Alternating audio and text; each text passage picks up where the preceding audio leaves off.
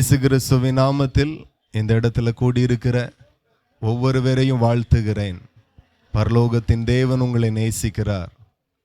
வருத்தப்பட்டு பாரம் சுமக்கிறவர்களே, நீங்கள் எல்லாரும் என்னிடத்தில் வாருங்கள், நான் உங்களுக்கு இளைப்பாறுதலை தருவேன் என்று இயேசு கிறிஸ்து சொல்லியிருக்கிறார்.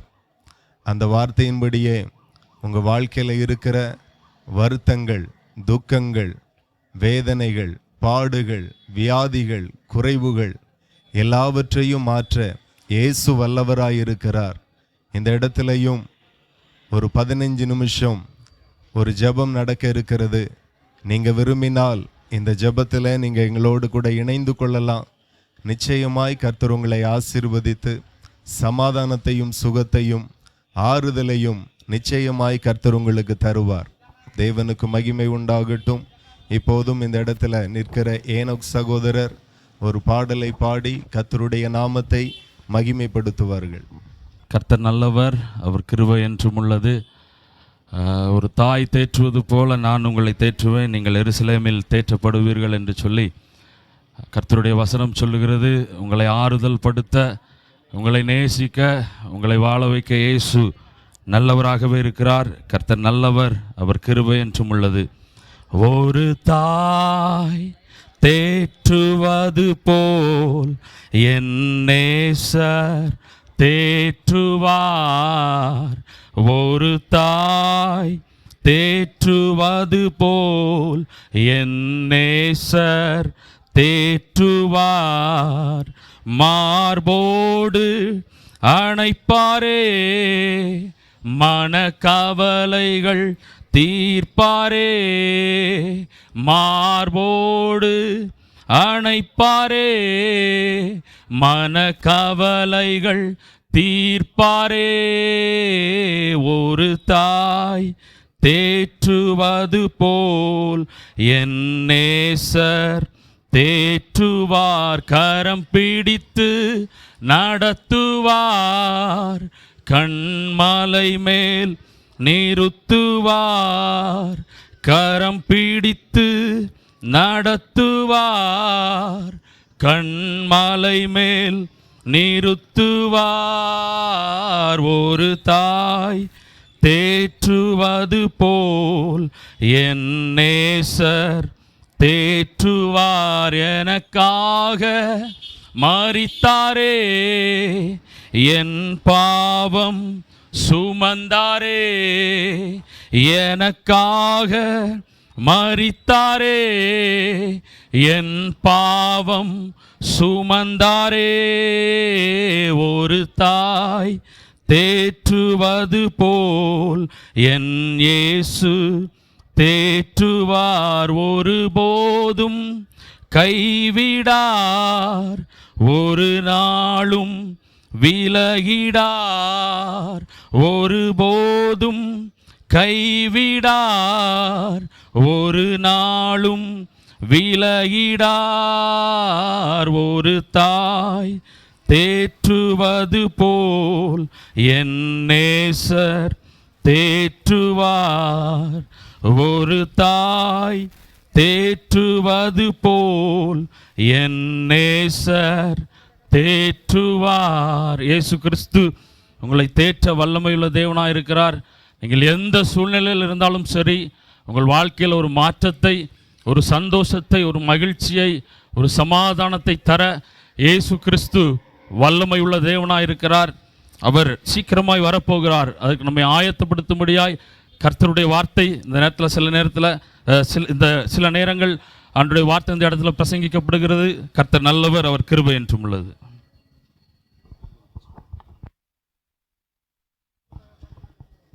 இயேசு கிறிஸ்துவின் நாமத்தில் ஒரு விசை கூட நான் உங்களை வாழ்த்துகிறேன். தேவன் உங்களை நேசிக்கிறார்.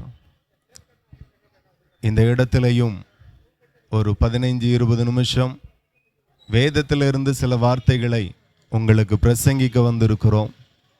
இந்த பூமியில் நீங்கள் அநேக வார்த்தைகளுக்கு செவி கொடுக்கிறீர்கள். தினந்தோறும் நியூஸ் பார்க்குறீங்க, தினந்தோறும் நாடகம் பார்க்குறீங்க, சினிமா பார்க்குறீங்க, எவ்வளவோ நேரத்தை செலவிடுறீங்க. இன்றைக்கும் அன்போடும் தயவோடும் இந்த இடத்துல பிரசங்கிக்கப்படுகிற ஒரு 15 நிமிடம் தேவனுடைய வார்த்தை நீங்கள் கேட்பீர்களானால் நிச்சயம் இது உங்களுக்கு ஆசீர்வாதமாக இருக்கும். ஆண்டவர் வேதத்தில் எழுதியிருக்கிறார்.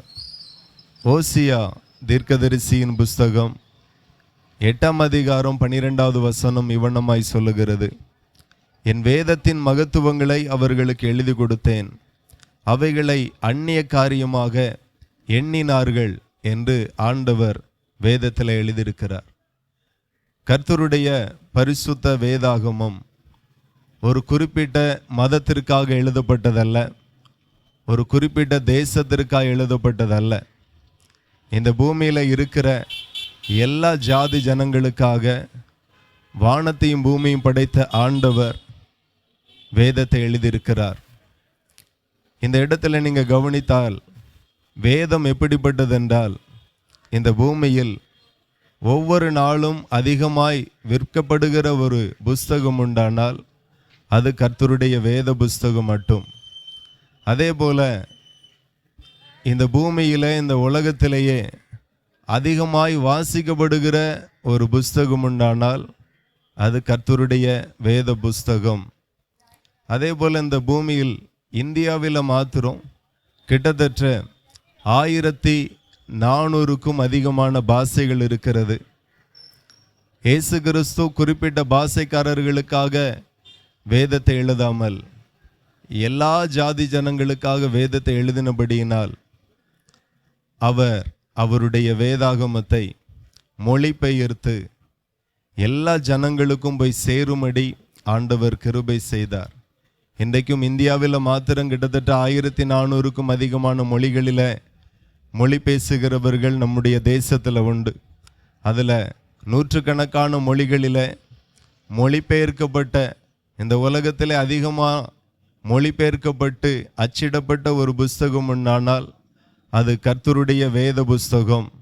இன்றைக்கு இந்தியாவில் அநேகர் வேத புஸ்தகத்தை குறித்து அறியாமையினால நிறைய பேர் அந்த வேத புஸ்தகம் அந்நிய மதத்தினுடையது, கிறிஸ்தவர்களுடையது சாதாரணமாய் பார்க்கப்படுகிறது, சாதாரணமாய் எண்ணப்படுகிறது. நீங்கள் நினைக்கிற மாதிரி சாதாரணமாய் எண்ணப்படக்கோ சாதாரணமாய் பார்க்கப்படக்கோ கர்த்தருடைய புஸ்தகம் இல்லை. சில இடங்களில் வேதத்தை கிழிக்கிறதும், வேதத்தை மிதிக்கிறதும், வேதத்தை தீயிட்டு கொளுத்துகிறதுமான செயல்கள் அநேக இடங்களிலே நடக்கிறது.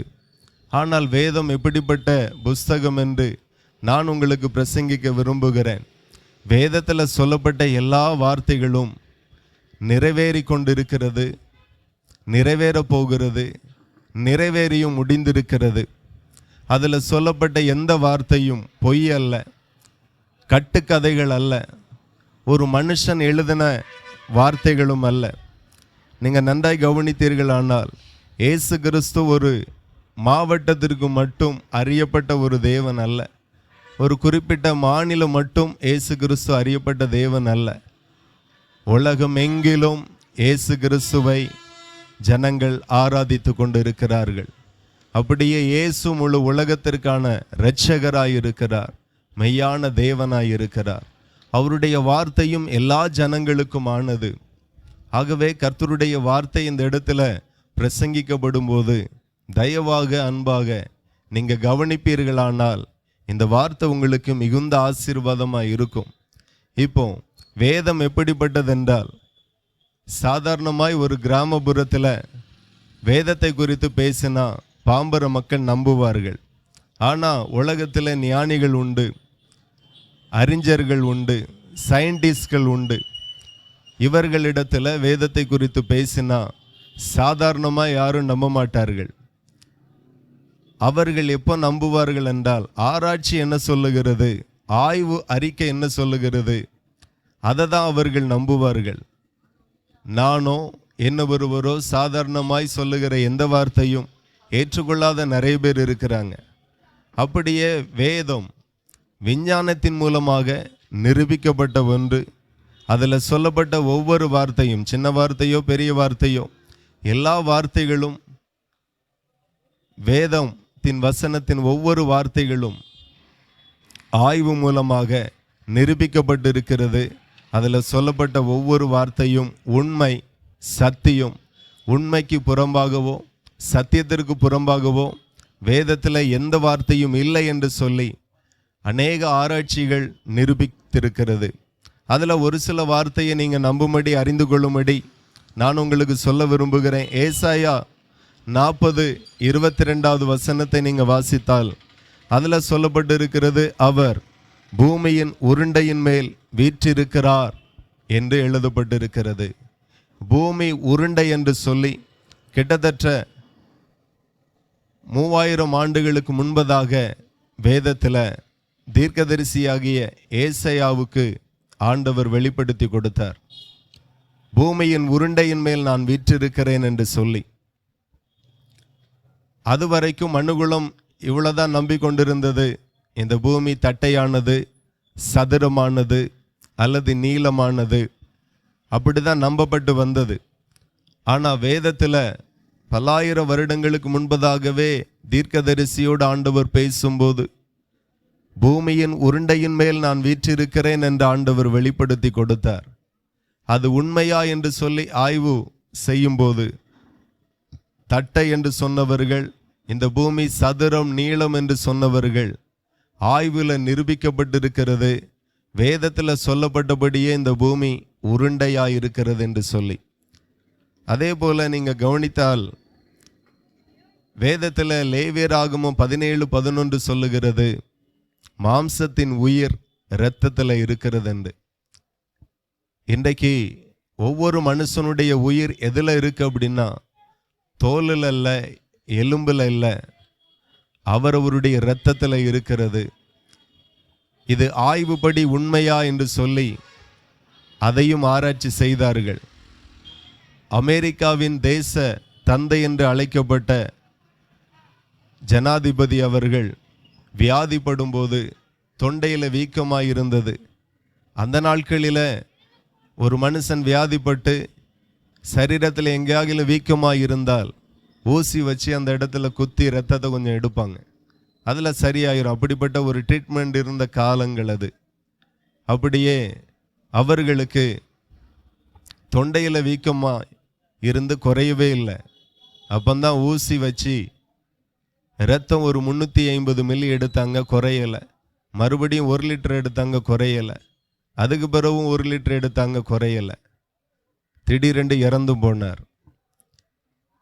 ஏன், என்ன சம்பவித்தது? நல்லா தானே இருந்தார், உறுப்பெல்லாம் நல்லா தான் இருந்தது, அவயங்களெல்லாம் நல்லா தான் செயல்பட்டது, ஏன் திடீர்னு மரணம் வந்தது என்று சொல்லி அதுக்கு பிறகு ஆராய்ச்சி பண்ணினால் வேதத்தில் சொல்லப்பட்டபடியே ஒரு மனுஷனுடைய உயிர் அவனுடைய இரத்தத்தில் இருக்கிறது என்று வேதத்தில் ஆண்டவர் சொன்னபடியே அது உண்மை என்று சொல்லி நிரூபிக்கப்பட்டிருக்கிறது.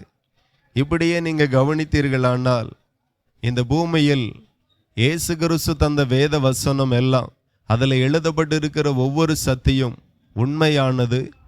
உண்மைக்கு புறம்பான எதையும் ஆண்டவர் எழுதவில்லை. அப்படியே இயேசு கிறிஸ்து இந்த பூமியில் 2000 ஆண்டுகளுக்கு முன்பதாக மனுஷனாய் இந்த பூமியில் பிறந்தார். நீங்கள் நன்றாய் கவனித்தீர்களானால் இயேசு கிறிஸ்துவை பிதாவாகிய தேவன் அநேக காரியத்திற்கு இந்த பூமியில் அனுப்பினார். அதில் எல்லா காரியத்தையும் நான் சொல்ல போகிறதில்ல, ஒரு 3 காரியம் நான் சொல்லுகிறேன்.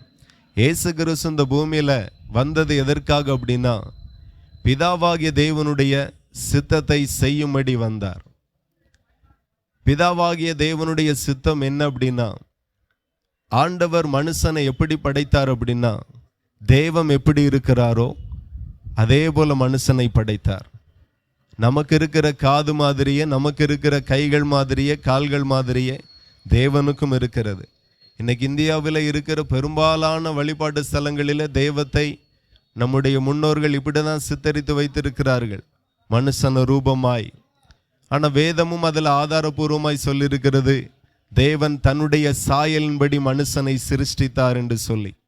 இப்போ மனுஷன் பார்க்கக்கு தேவனை போல இருந்தாலும் குணங்கள் தேவனை போல இல்லை. நம்மை உண்டாக்கின தேவனுடைய குணங்கள் எப்படிப்பட்டது என்று சொன்னால், பிதாவானவர் பூரண சர்க்குணராய் இருக்கிறார். தேவனிடத்தில் ஒரு துர்குணமும் இல்லை. அவருடைய குணங்கள் எல்லாம் நல்ல குணங்கள் என்று வேதத்தில் எழுதப்பட்டிருக்கிறது. இன்னைக்கு மனுஷன் அறியாமல் பூமியில் தனக்கு பிடிச்ச மாதிரி, தான் விரும்புகிற மாதிரி, தான் கற்றுக்கொண்ட மாதிரி அடுத்தவர்களை பார்த்து வாழ கற்றுக்கொண்டான், வாழ விரும்புகிறான், வாழ்ந்து கொண்டு இருக்கிறான். ஒவ்வொரு மனுஷனுடைய வாழ்க்கையும் திருத்தும்படியாக தான் இயேசு கிறிஸ்து இந்த பூமியில் வந்து மனிதர்களை சந்தித்து சொன்னார், மனம் திரும்புங்கள், பரலோக ராஜ்யம் சமீபமாக இருக்கிறது என்று. ஒரு மனுஷன் பரலோகத்துக்கு போனோம் அப்படின்னா துர்குணத்தோடு போக முடியாது, பாவ வாழ்க்கை வாழ்ந்துட்டு போக முடியாது, அசுத்தமாக வேசித்தனம், விபச்சாரம், மதுபானம் பண்ணிட்டு பரலோகத்துக்கு போக முடியாது. பரலோகத்துக்கு போனோம் அப்படின்னா ஒவ்வொரு மனுஷனும் இயேசு கிறிஸ்துனுடைய வார்த்தையின்படி வாழணும்.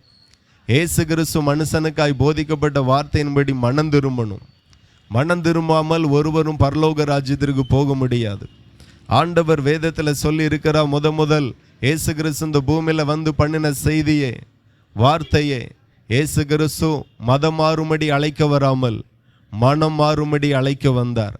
ஆகவே ஒவ்வொரு மனுஷனையும் பார்த்து முதல் சொன்ன வார்த்தை மனம் திரும்புங்கள், பரலோக ராஜ்யம் சமீபமாய் இருக்கிறது என்று ஆண்டவர் சொன்னார். அப்படியே சில வார்த்தைகளை ஆண்டவர் பிரசங்கித்தார். மனுஷன் தேவனை போல குணத்தில் மாறணும், அப்படி மாறினாதான் தேவனிடத்தில் போக முடியும். எல்லா மதங்களும் ஒரு விஷயத்தை ஏற்றுக்கொள்ளுகிறது, மரணத்துக்கு பின்பு ஒரு வாழ்க்கை இருக்கிறது. அது இந்த பூமியில் நல்லவர்களாய் வாழ்ந்தால் மரணத்துக்கு பிறகு பரலோகத்துக்கு போவார்கள், இந்த பூமியில் பாவியாய் வாழ்ந்தால் மரணத்துக்கு பிறகு நரகத்துக்கு போவார்கள் என்று சொல்லி இப்படி எல்லாரும் நம்புகிறார்கள். அது உண்மைதான், வேதமும் அதை குறித்து நிறைய எழுத இருக்கிறது. ஆகவே ஒரு மனுஷனும் கெட்டு போகிறது தேவனுடைய சித்தம் இல்லை. ஆகவே ஒவ்வொரு மனுஷனையும் சந்தித்து அன்றைக்கு இயேசு பேசினார். இன்றைக்கும் சபைகளில் நாங்கள் பேசி கொண்டு இருக்கிறோம், இனியும் பேசப்படும் இந்த வார்த்தைகள். ஏன்னா மனுஷனால் உருவாக்கப்பட்ட மதமானால் மாவட்டத்தோடு நின்றுரும், மாநிலத்தோடு நின்றுரும். ஆனால் இந்த மதம் உலகத்தின் கடைசி எல்கை வரைக்கும் இயேசு கிறிஸ்து என்கிற நாமம் கடந்து போகும்.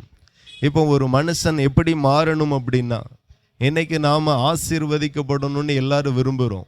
ஒரு ஆசீர்வாதம் எப்படி வரும் என்று சொல்லி நீங்கள் கேட்டால், உழைக்கிறதுனால, படிக்கிறதுனால மாத்திரமல்ல, குணத்தினால ஆசீர்வாதங்கள் வரும்.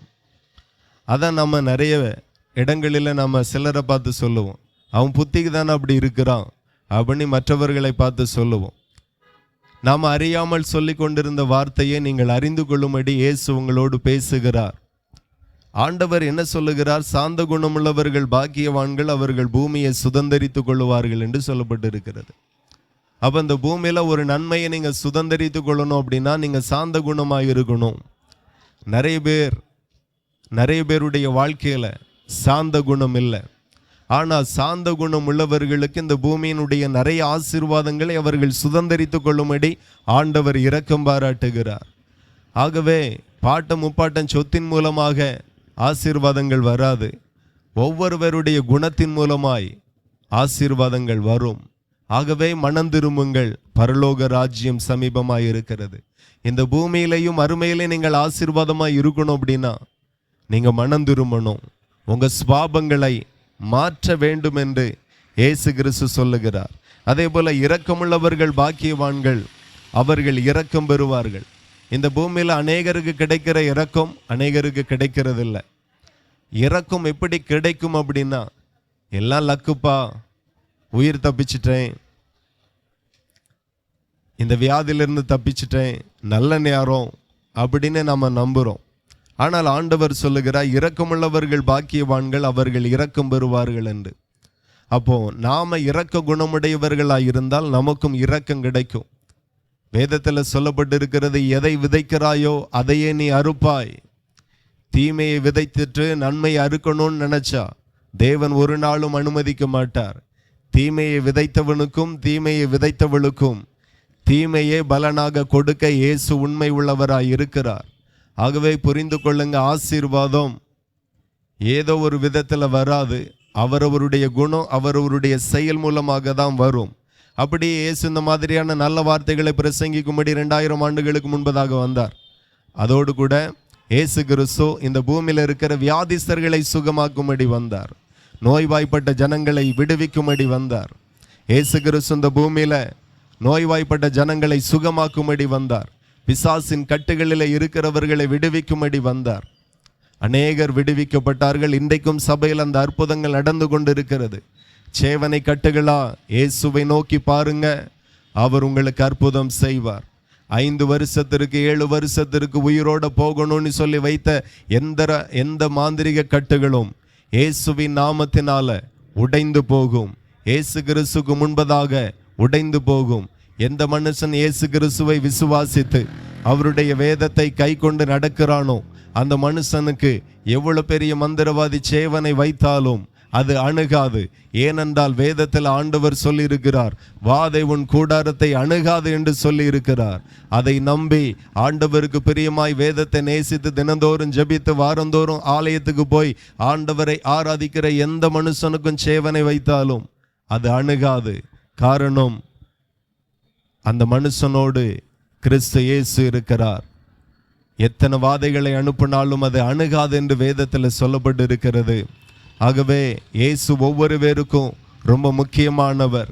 இயேசு ஒவ்வொருவருடைய வாழ்க்கைக்கு ரொம்ப தேவையானவர்.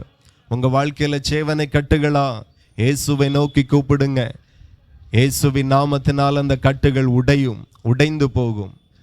அதே போல அற்புதங்களை செய்யும்படி இயேசு வந்தார். அந்த அற்புதம் இயேசு கிறிஸ்துவோடு முடிந்து போகல. அந்த அதிகாரத்தை சீசர்களுக்கு தந்தார், சபைக்கு தந்தார். இன்றைக்கும் சபையில அற்புதங்கள் நடக்கிறது. ஆகவே உங்களுடைய வாழ்க்கைக்கு இயேசு அற்புதம் செய்ய வல்லவராயிருக்கிறார். 3வது இயேசு கிறிஸ்து ஏன் வந்தார் அப்படின்னா, உலகத்தின் பாவங்களை சுமந்து தீர்க்கிற தேவ ஆட்டுக்குட்டியாக இந்த பூமிக்கு வந்தார். ஒரு மனுஷன் பாவம் செய்யும் போது அந்த மனுஷனுடைய குடும்பத்தின் மேல சாபம் வருகிறது. பாவம் ஒரு மனுஷனோடு நிற்காது. பாவம் செய்யும் போது சந்தோஷமா இருக்கும், ஜாலியா இருக்கும். ஆனா அதனுடைய பிரதிபலன் தேவன் அந்த மனுஷனுடைய தலைக்கு மேல திருப்பும் போது அது ரொம்ப கொடூரமாய் இருக்கும். விதைக்கிறது சாதாரணமாய் இருக்கும், அறுக்கிறது அது அதிபயங்கரமாய் இருக்கும். எதை விதைக்கிறாயோ அதை நீ அறுப்பாய் என்று ஆண்டவர் வேதத்தில் எழுதியிருக்கிறார். பாவம் செய்கிற ஆத்துமா சாகும் என்று ஆண்டவர் சொல்லி இருக்கிறார். பாவத்தின் சம்பளம் மரணம் என்று சொல்லி இயேசு கிறிஸ்து சொல்லி இருக்கிறார். பாவம் கொடூரமானது. இப்ப அறிந்தோ அறியாமலோ பாவம் செய்தாச்சு. அதனால சாபம், மனைவி மேல சாபம், பிள்ளைகள் மேல சாபம், குடும்பத்தின் மேல சாபம். இனி என்ன செய்ய என்று சொல்லி நீங்க நினைக்கலாம். நான் சொல்லுகிறேன், பாவத்தை மறைக்கிறவன் வாழ்வடைய மாட்டான், அவைகளை அறிக்கை செய்து விட்டு விடுகிறவனோ இரக்கம் வருவான் என்று சொல்லப்பட்டு இருக்கிறது. இன்றைக்கு நீங்க மனம் திரும்பி உங்க பாவத்திலிருந்து மனம் திரும்பி பாவத்திலிருந்து நல்ல பரிசுத்த வாழ்க்கைக்கு திரும்புவீர்களானால் இன்றைக்கு இரக்கம் கிடைக்கும். இயேசு இந்த பூமியில வந்தது ஒவ்வொரு மனுஷனுடைய பாவத்திற்காக, பாவ மன்னிப்புக்காக, பாவத்திற்கான பலியாக, பாவத்திற்கு தன்னையே பலியாக்கும்படி. ஒரு குடும்பமும் பலி ஆகக்கூடாது. அவரவர் செய்த பாவத்தில் ஒவ்வொரு குடும்பமும் நிர்மூலமாக கூடாது. நீங்க பார்த்தீங்கன்னா பாவத்தினுடைய சம்பளம் மரணம் என்று சொல்லப்பட்டு இருக்கிறது. பாவத்தினால சாபம் வரும். சாபத்தினுடைய கிரியை எப்படி இருக்கும் என்று சொன்னால் இளவயதின் மரணம். சில குடும்பத்தில் மரணம் எப்போ வரணும் அப்படின்னா முதிர் வயதில் வரணும். அதையே கர்த்தர் விரும்புகிறார். ஆனால் இன்னைக்கு நிறைய இடங்களில் பார்க்குறோம் இளம் வயதின் மரணம். திருமணம் முடிஞ்ச புதுசில் மரணம், வாலிப பிள்ளைகளுக்கு மரணம். இது ஒரு சாபத்தின் கிரியை. அப்படி வரும்போது ஒரு குடும்பமே துக்கத்திற்குள்ளாய் மூழ்குகிறது. ஆண்டவர் விடுவிக்க வந்தார். ஒரு சாபத்தின் கிரியை எப்படி இருக்கும்? சிலருக்கு குழந்தை பாக்கியத்தை பெற்றுக்கொள்ள முடியாமல் போகுது. மனைவி பிள்ளைகளோடு சந்தோஷமா இருக்க முடியாமல் குடும்பம் சீரழிந்து போகிறது. எதை செய்தாலும் வாய்க்காது. எல்லாம் என்ன பிரயாசப்பட்டாலும், எவ்வளோ முயற்சி பண்ணினாலும் கைகளின் பிரயாசங்கள் சாபமாய் போகுது. எவ்வளோ பிரயாசப்பட்டாலும் கடன், எவ்வளோ பிரயாசப்பட்டாலும் தொழில் வியாபாரங்களில் நஷ்டங்கள். வேற தேசத்துக்கு போனாலும் வேற ஊருக்கு போனாலும் நஷ்டத்தை சந்திக்கிறோம். காரணம் ஏன்? இதெல்லாம் ஒரு சாபத்தின் கிரியை.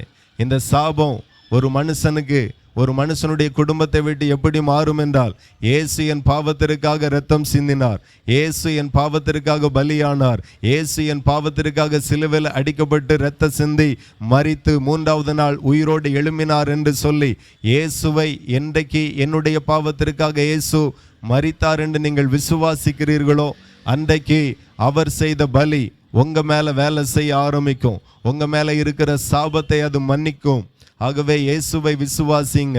சபையில கொடுக்கப்படுகிற ஞான ஸ்நானம் பாவத்தின் மன்னிப்புக்காக கொடுக்கப்படாமல், சபையில கொடுக்கப்படுகிற ஞான ஸ்நானம் பாவத்தின் மன்னிப்புக்காக கொடுக்கப்படுகிறது, மதமாற்றத்திற்காக கொடுக்கப்படுகிறது அல்ல. ஆகவே ஒரு மனுஷன் பாவத்திலிருந்து மனம் திரும்பினால் அவன் ஞான ஸ்நானம் எடுக்கணும். ஞான ஸ்நானத்தின் மூலமாய் பாவங்கள் மன்னிக்கப்படுகிறது. அப்படிப்பட்ட மனுஷனுக்கு தேவன் பரிசுத்தாவின் அபிஷேகத்தை கொடுக்கிறார். இந்த பரிசுத்தாவின் அபிஷேகம் எதற்கென்றால், தேவனை உங்களுக்குள்ளாய் வாசம் பண்ணுகிறார். ஒவ்வொரு மனுஷனும் கர்த்தரை ஏற்றுக்கொள்ளும் போது, இயேசுவை ஏற்றுக்கொள்ளும் போது பரலோகம் அவனுக்கு பரிசுத்தாவின் அபிஷேகத்தை கொடுக்கிறது. ஒரு மனுஷன் பரலோகத்துக்கு போகணும்னா இயேசுவை விசுவாசிக்கணும். இயேசு சொல்லுகிறார், நானே வழியும் சத்தியமும் ஜீவனுமாய் இருக்கிறேன் என்று. இயேசு இல்லாமல் பரலோகத்துக்கு போக முடியாது. இயேசு இல்லாமல் பாவங்கள் மன்னிக்கப்படாது. பரலோகத்துக்கு போகணும்னா ஞான ஸ்நானம் எடுக்கணும்.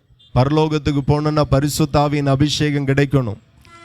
இப்போ இயேசு கிறிஸ்து இந்த பூமியில இருக்கும்போது ஒரு காரியத்தை சீசர்கள் கேட்டார்கள், இந்த உலகத்தின் முடிவுக்கும் உம்முடைய வருகைக்கும் என்ன அடையாளம் என்று சொல்லி. நீங்க கவனித்தீர்களானால், ஒரு நாள் இந்த உலகம் அழிய போகுது, ஒரு நாள் இந்த பூமிக்கு முடிவு இருக்கிறது. எல்லாரும் 2000 வருஷம், இன்னைக்கு 2025 இருக்கிறோம். ஆனா 2000 வருஷம் பிறக்கும்போது எல்லாரும் ஒரு காரியத்தை சிந்தித்தோம், இந்த 2000 உலகம் அழிஞ்சிரும் அப்படின்னுட்டு, இந்த 2000 உலகம் அழிஞ்சிரும் அப்படின்னு. ஆனால் எல்லாரும் நம்புகிற மாதிரி ஒரு நாள் இந்த உலகம் அழிய போகுது, ஒரு நாள் இந்த உலகம் அழிய போகுது. அது என்றைக்கு? இயேசு கிறிஸ்து இந்த பூமியில் இருக்கும்போது சீசர்களுக்கு சொல்லி கொடுத்தார், என்னுடைய வருகைக்கும் இந்த உலகத்தின் முடிவுக்கும் சில அடையாளங்களை நான் வைத்திருக்கிறேன் என்று சொல்லி. நீங்க கவனித்தீர்களானால், இயேசு கிறிஸ்து வந்தா என்ன, உலகம் அழிஞ்சா எனக்கு என்னன்னு நீங்க நினைக்கலாம். இயேசு கிறிஸ்துனுடைய வருகைக்கும் உங்களுக்கும் சம்பந்தம் இருக்கிறது. இயேசு கிறிஸ்து இந்த பூமியில 2000 ஆண்டுகளுக்கு முன்பதாக வந்தது மாத்திரமல்ல, இனியும் வரப்போகிறார். அன்றைக்கு வந்தது நம்முடைய பாவத்தின் பலியாகும்படி வந்தார். இனி வருகிற இயேசு கிறிஸ்து இந்த பூமியில இருக்கிற ஒவ்வொரு மனுஷனையும் மறுரூபமாக்கி தன்னோடு சேர்த்து கொண்டு பரலோகத்திற்கு கொண்டு செல்லும்படி இயேசு வருகிறார். நீங்க கவனித்தீர்களானால், பரிசுத்தமாய் எந்த மனுஷன் வேதத்தை கை கொண்டு நடக்கிறானோ அந்த மனுஷன் இயேசு கிறிஸ்து வரும்போது உயிரோடு இருந்தால் மறுரூபமாக்கப்பட்டு இயேசுவோடு சேர்க்கப்பட்டு பரலோகத்திற்கு கொண்டு செல்லப்படுவான். மரித்திருந்தால், அடக்கம் பண்ணப்பட்டிருந்தால், அந்த மனுஷனுடைய கல்லறைகள் ஆத்துமா உயிர்ப்பிக்கப்பட்டு மறுரூபமாக்கப்பட்டு இயேசுவோடு சேர்க்கப்பட்டு பரலோகத்திற்கு போகும். ஆகையினால இயேசு கிறிஸ்து சீக்கிரமாய் வருகிறார். பாவத்திலிருந்து மனம் திரும்பி பரிசுத்த வாழ்க்கைக்கு நேராய் கடந்து வந்து ஞான ஸ்நானத்தை பெற்று அபிஷேகத்தை, பரிசுத்தாவின் அபிஷேகத்தை பெற்று நீங்க ஆயத்தமாய் இருக்கும்படி இயேசு சபைக்கு போதித்திருக்கிறார். இயேசு கிறிஸ்துனுடைய வருகைக்கும் இந்த உலகத்தினுடைய முடிவுக்கும் இருக்கிற சில அடையாளங்களை நான் சொல்ல விரும்புகிறேன். ஆண்டவர் சொல்லுகிறார், யுத்தங்களின் செய்திகளையும் கேள்விப்படுவீர்கள். இன்றைக்கு அடிக்கடி நடக்கிற ஒரு காரியம், அடிக்கடி வரக்கூடிய செய்தி, யுத்தங்கள், பயங்கரமான யுத்தங்கள். எல்லாருடைய இருதயத்தில் ஒன்று ஓடிக்கொண்டு இருக்கிறது, 3வது உலக போர் வந்துருமோ அப்படிங்கிற நிலைக்கு உலகம் இருக்கிறது. இந்த உலகத்தில் எல்லா நாடுகளிடத்தில் இருக்கிற ஆயுதங்களை நீங்க கணக்கிட்டால் இதே போல பூமியை 400 முறை அழிக்கலாம். அந்த அளவுக்கு ஆயுதங்கள் ஒவ்வொரு மனுஷனுடைய தேசத்திலையும் இருக்கிறது. அந்த அளவுக்கு ஆபத்து இருக்கிறது. இதெல்லாம் எதை காட்டுகிறது என்றால், இயேசு கிறிஸ்து சீக்கிரமாய் வருகிறார். பாவத்திலிருந்து மனம் திரும்பு, பரிசுத்தமாய் வாழு, நரகத்துக்கு தப்பி பரலோகத்தை சுதந்தரித்து கொள் என்று. அதே போல ஜனத்துக்கு விரோதமாய் ஜனமும், ராஜ்யத்துக்கு விரோதமாய் ராஜ்யமும் எழும்பும் என்று சொல்லப்பட்டு இருக்கிறது. இதெல்லாம் ஒவ்வொரு தேசத்தில் ஆங்காங்கே நடக்கிற சம்பவம். நம்ம தேசத்திலே மணிப்பூரில் பிரச்சனை இருக்கிறது, அமெரிக்க தேசத்தில் உள்நாட்டில் பிரச்சனை இருக்கிறது. பல தேசங்களில் ஜனத்துக்கு விரோதமாய் ஜனம், ராஜ்யத்துக்கு விரோதமாய் ராஜ்யங்கள் எழும்புகிறது. அதே போல பஞ்சங்கள் இருக்கிறது. இன்னைக்கு சோமாலியா தேசம் முழுவதும் பஞ்சத்துக்குள்ளாய் கிடக்கிறது. உகாண்டா பகுதியில் பயங்கரமான பஞ்சம், சாப்பாடு கூட இல்லை. இந்த பஞ்சத்தினுடைய செய்தியை கேட்கும்போது இது வெறும் செய்தியாக மாத்திரமல்ல, இயேசு கிறிஸ்து சீக்கிரமாய் வருகிறார், நீ மனம் திரும்போ, நீ மனம் திரும்போ, பாவத்திலிருந்து மனம் திரும்பு என்று சொல்லி கர்த்தர் எச்சரிக்கைக்காக இந்த அடையாளங்களை வைத்திருக்கிறார். அதே போல கொள்ளை நோய்கள் வரும் என்று சொல்லப்பட்டிருக்கிறது. அதிகமாய் தேசங்களிலே கொள்ளை நோய்கள் வருகிறது நம்ம பார்க்கிறோம். கடந்த 4 வருஷத்துக்கு முன்பதாக கொரோனா என்கிற கொடிய வியாதிகள் வந்தது. இயேசு கிறிஸ்து சொன்ன அடையாளம் ஒரு மாவட்டத்திற்காக சொல்லாமல் முழு உலகத்திற்காய் சொன்னார். இந்த சொல்லப்படுகிற எல்லா அடையாளங்களும் முழு உலகத்தை நோக்கியே வந்து கொண்டிருக்கிறது. காரணம், நீங்க எச்சரிக்கப்படுகிறீர்கள், இயேசு வருகிறார், பாவத்திலிருந்து மனம் திரும்புங்கள் என்று சொல்லி. இனியும் பயங்கர கொள்ளை நோய்கள் வரும் என்று வேதத்தில் எழுதப்பட்டிருக்கிறது. மனம் திரும்புவோம். அதே போல பூமி அதிர்ச்சிகள் வரும் என்று சொல்லப்பட்டிருக்கிறது. கிட்டத்தட்ட 2010 வருடத்தில் இருந்து இன்றைக்கு 2025 வருடம் வரையிலும் கிட்டத்தட்ட 1,52,000 முறை இந்த பூமியில சின்ன பூமி அதிர்ச்சி, பெரிய பூமி அதிர்ச்சி என்று சொல்லி பல நிலைகளில பூமிகள் அதிர்ந்திருக்கிறது. இது எதை குறிக்கிறது என்றால், இயேசு சீக்கிரமாய் வருகிறார், நீங்க மனம் திரும்புங்க, இயேசு என்கிற இரட்சகர் வருகிறார், மனம் திரும்புங்க, பாவத்திலிருந்து மனம் திரும்புங்க என்று சொல்லி ஒவ்வொரு பூமி அதிர்ச்சியும் கிறிஸ்துவனுடைய வருகையை பறைசாற்றுகிறது. ஆகவே மனம் திரும்புங்க. அநேகருடைய அன்பு தணிந்து போகும் என்று எழுதப்பட்டிருக்கிறது. இயேசு கிறிஸ்துவனுடைய வருகைக்கும் இந்த பூமியினுடைய முடிவுக்கும் அடையாளத்தில் ஒன்று, அநேகருடைய அன்பு தணிந்து போகும் என்று வேதத்தில் எழுதப்பட்டிருக்கிறது. ஒரு காலத்தில் கூட்டு குடும்பமாய் வாழ்ந்தோம். ஆனால் இன்றைக்கு குடும்பத்தில் வெறும் 4 பேர் தான் இருக்கிறோம். அதுலேயும் 2 பேருக்குள்ளாக ஐக்கியம் இல்லை, ஒரு மனம் இல்லை, அன்பு இல்லை. இந்த மாதிரி எவ்வளவோ பார்க்கிறோம். அதே போல ராஜ்யத்தின் இந்த சுவிசேஷம் பூலோகம் எங்கிலும் உள்ள சகல ஜாதிகளுக்கும் சாட்சியாக பிரசங்கிக்கப்படும் என்று சொல்லப்பட்டிருக்கிறது. இன்றைக்கு நாங்கள் தெருவில் நின்று இயேசுவை பிரசங்கிக்கிறது போல ஏதோ இங்கே மாத்திரம் விசேஷமாய் செய்கிறார்கள் என்று சொல்லி நீங்கள் நினைக்க வேண்டாம். உலகத்தில் பல இடங்களில் எங்களை போல எல்லா ஜனங்களுக்கும் கிறிஸ்துவனுடைய வருகை குறித்து, இரட்சிப்பை குறித்து, மனம் திரும்புதலை குறித்து, பரலோகத்தை குறித்து, நரகத்தை குறித்து பிரசங்கிக்கப்பட்டு கொண்டிருக்கிறது. ஆகையினால இந்த இடத்துல இருக்கிறவர்கள் இவ்வளவு நேரம் கர்த்தருடைய வார்த்தைக்கு நீங்க செவி கொடுத்தீர்கள். கர்த்தர் உங்களை ஆசீர்வதிப்பார். நீங்க பாவத்திலிருந்து மனம் திரும்புங்க, ஞான ஸ்நானம் எடுங்க, பாவ மன்னிப்பை பெற்றுக்கொள்ளுங்க, தேவனுடைய ஆவியை, பரிசுத்த ஆவியை பெற்றுக்கொள்ளுங்க. அப்பொழுது பரலோகத்துக்கு போக முடியும். வேதத்தை அதிகமாய் வாசிங்க. இந்த செய்தியை, நல்ல செய்தி உங்களுக்கு சொல்லும்படிதான் கர்த்தர் எங்களை அனுப்பினார். இவ்வளவு நேரம் இந்த வார்த்தையை கேட்ட உங்களை பரலோகத்தின் தேவன் நிறைவாய் ஆசீர்வதிப்பாராக. God bless you.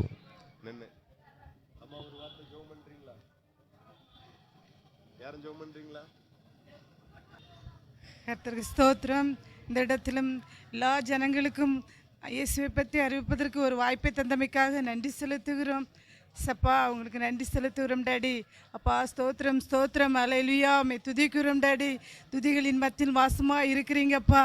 அப்பா அந்த இடத்துல நாங்கள் அறிவித்த அந்த நற்செய்தியை கேட்டு தகப்பனே, இங்கிருந்து கேட்டவங்க, பார்த்தவங்க, இதில் போனவங்க அப்பா எல்லாரையும் நீங்கள் ரட்சிக்கும்படிக்கு, நீங்கள் தான் ஜீவனுள்ள தேவன் என்று ஒவ்வொருவரும் அறிந்து கொள்ளும்படிக்கு தகப்பனே, நீங்கள் ஒவ்வொருவருடைய இருதயத்தையும் மாற்றும்படிக்கு நாங்கள் ஜெபிக்கிறோம் ஐயா. ஒவ்வொருவரும் உங்கள் அன்பை கண்டுகொள்ளட்டும் ஐயா. நாங்கள் ருசி பார்த்த அந்த அன்பை இவங்களும் கண்டுகொள்ள வேண்டும் அப்பா. தேவன் நமக்காக மரித்தார், தன்னை நம்முடைய பாவங்களுக்காக தன்னுடைய ஜீவனையே கொடுத்தார் என்கிறதான அந்த சத்தியத்தை அறிந்து சத்தியம் அவர்களை விடுதலையாக்கும்படிக்கு நாங்கள் இந்த வேளையில் ஜெபிக்கிற ஒவ்வொரு ஜெபங்கள் அப்பா, ஏறெடுக்கிற ஒவ்வொரு வார்த்தைகளும் ஜீவனுள்ள வார்த்தைகளும் அது தேவனுக்கு பிரியமாக அந்த மனுஷர்களை அப்பா மாற்றும்படிக்கு நாங்கள் இந்த வேளையில் ஜெபிக்கிறோம். இந்த ஒவ்வொருவரையும் நீங்கள் அப்படியே உங்கள் வருகைக்கு ஆயத்தப்படுத்துவீராக தகப்பனே. இது இப்படியே இருந்து கூட விடாதப்பா. ஒவ்வொருவரும் அப்பா உமக்கென்று உங்கள் பிள்ளைகளாக அப்பா மாற வேண்டும் என்கிறதான ஒரு வாஞ்சை தகப்பனே. நாங்களும் அந்த அன்பை தான் ருசி பார்த்திருக்கிறோம். அதே அன்பை அவர்களும் அறிந்து கொள்வதற்கு நீங்கள் கிருபை பாராட்டும்படிக்கு நாங்கள் ஜெபிக்கிறோம் ஐயா. எல்லாவற்றையும் உங்கள் கருத்துக்குள்ளாக தாழ்த்தி அர்ப்பணிக்கிறோம். சகல துதிகன மகிமையெல்லாம் உங்கள் ஒருவருக்கே செலுத்துகிறேன். மீட்பர் இயேசுவின் நாமத்தில் கேட்கிறோம் தந்தையே, ஆமென்.